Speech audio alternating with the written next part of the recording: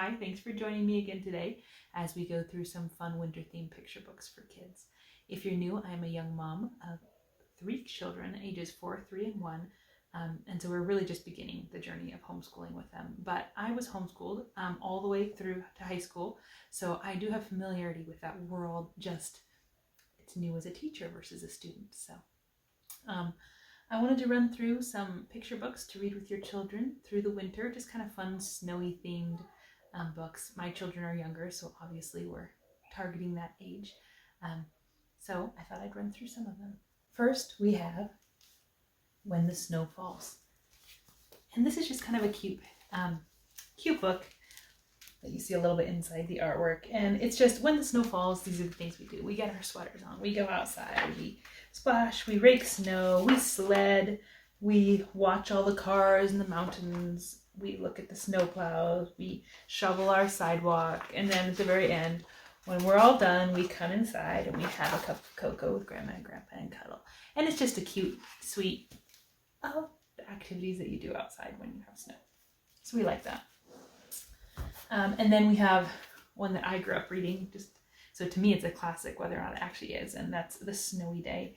And it's all about a little boy who wakes up and he sees the snow and he's so excited, so he goes outside and he makes footprints this way, and he makes footprints that way, and he makes a long line and he plays in the snow and all the things that he does while he's outside in the snow. And he has loads of fun doing it, and then when he comes in, he wants to save some snow so that he doesn't forget it when it all goes away. So he gets a snowball and he puts it in his pocket. And he comes inside and takes a hot bath. And then when he goes to bed, he checks his snowball and it's all gone and just his pocket is wet because the snow has melted. And he's sad and he goes to bed. But when he wakes up in the morning, there's a brand new layer of snow. So again, just a cute, pleasant little kid playing in the snow.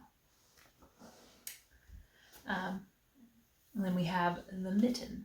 And this is a kind of a cute, I think it's a folk tale. Yeah, a Ukrainian folk tale about a little boy and his grandma makes him a pair of mittens. And I like the art. I think it's cool. It's a little bit of a different culture. You get to see inside of a little bit.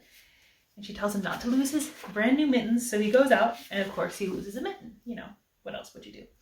And it lies on the snow. And in the course of the book, different animals find the mitten and climb in, and it starts with the littlest animal, and then a bigger animal comes by, and the little animal's too little, so they can't argue with the bigger animal that comes in. And over the course of the book, the animals keep getting bigger and bigger and bigger as they sneak into this mitten that grows and grows and grows. And the last animal to try and sneak in is a bear. And he makes it in. It's a little ridiculous, but it's humorous. And finally, a mouse who needs a comfortable spot but can't fit in, so he sits on the bear's nose. And then the bear sneezes and the mitten goes flying and they all pop out of the mitten because they really shouldn't fit in there anyway.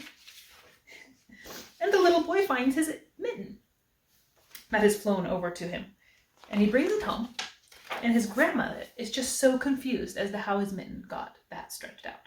And it's ridiculous, it doesn't work, but it is cute. And then one of my favorites actually of these books is Winter Dance. And this is just a fox wakes up in his winter time, or I guess he's already awake, and he sees snow. Winter's coming. So he goes around, and I think the artwork is really nice, but he goes around and he asks all the various animals, what do you do when winter comes? And they all give him their solution. This is what I do when winter comes. And the fox says, no, that's not for me. That's not for me. Anyhow, through the whole course of the book, he talks to all these different animals. And finally, he runs into another fox. And he says, what do I do when winter comes? And the fox says, let me show you. He goes, you look, you see all the snowflakes, it's quiet, and the snow is soft. And then it says, and you watch the snow coming down, and then we join them, and we dance. And so it's just the fox out in the middle of the field, the two of them dancing in the fresh snow. And I like the art. I kind of like the way they do the interactions between the animals.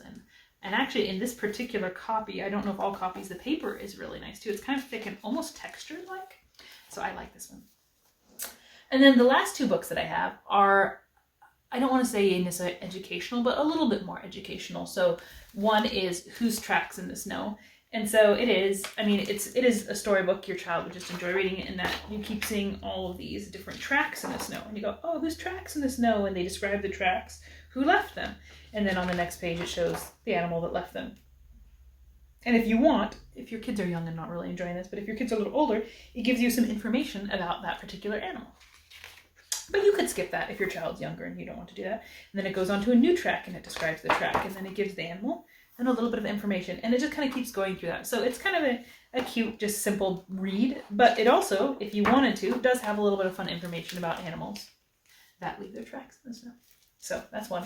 And then the last one is based on a true story, actually.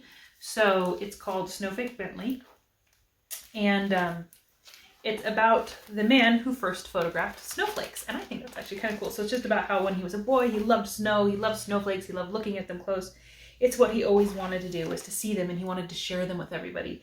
And people just saw them as a big mound of snow on the hill. Nobody ever wanted to examine them close, thought he was kind of foolish, but all he ever wanted to do was see it, and he wanted to take pictures of it so that he could share them with people.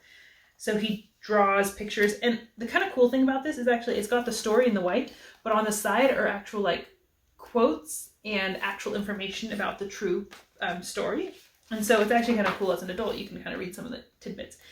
Anyhow, his parents think he's foolish, but eventually they buy him a camera with which to photograph his snow, and it takes him a long time to experiment, and eventually figures out how, and still people aren't super interested in it. But eventually he finds a way to sell his snowflakes pictures and to share them with people, and gets recognized for it. And then, I mean, it is a true story, so it shares the last. He tries to go out in a blizzard to snowflake more, or photograph more snow, and he ends up getting sick and passing away, and they put up a monument to him. So I like the book as a storybook, but it's also cool in that it is actually the true story of somebody trying to succeed at their dreams and really finding something beautiful and sharing it with the world. And I do like that it has some actual information on the sides. And then at the very end, it has a picture of the actual guy and some of his original snowflake pictures, which is actually really cool. So those are my just 6 picks for some fun snowy day or just cold, chilly day to read with your children. Grab a cup of cider and enjoy. As always, if you enjoyed this and you want to see more, please like and subscribe. It is helpful to me just to build up my channel. And also, I did a couple weeks back, if you haven't seen it, I did a list of Christmas themed and Advent themed picture books, which I will link below. So I hope that you're having a wonderful winter and enjoying just the days of reading with your children inside.